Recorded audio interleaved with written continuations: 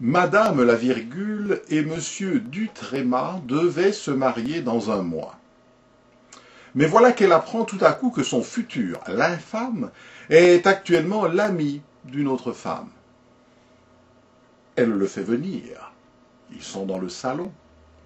Lui ne sait pas encore qu'elle en sait aussi long. Très nerveuse, elle sonne. Un serviteur fidèle entre. C'est Guimet. Ayant besoin d'air, elle, montrant au serviteur les fenêtres, lui dit « Ouvrez-les, Guimet ». Guimet les ouvrit. Alors, calmé un peu par les odeurs champêtres, et de nouveau montrant à Guimet les fenêtres, « Fermez-les, Guimet ». Guimet les ferma. Madame la virgule et Monsieur Dutréma restèrent seuls. « J'étais, lui dit-elle, fort aise, mon cher monsieur, d'entrer dans votre parenthèse.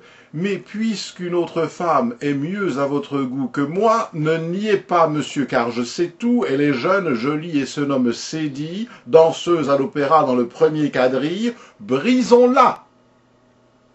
Tout cela dit d'un accent aigu.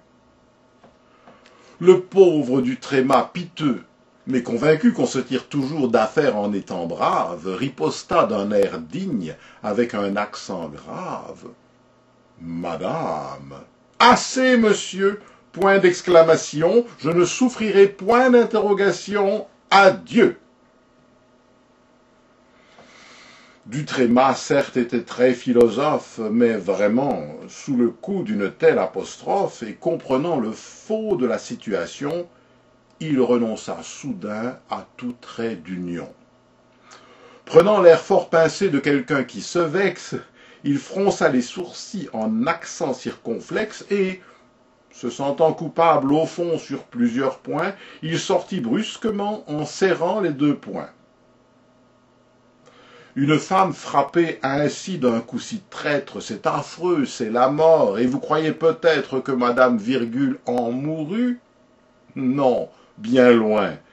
Elle s'éprit d'un autre, un certain Monsieur Point, et bientôt eut lieu, sans que ce fût ridicule, le mariage très sélect, Point et virgule. Ils eurent des enfants, et l'on peut, à Chatou, voir pêcher plus d'un point à la ligne.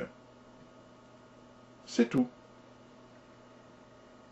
Paul Billaud.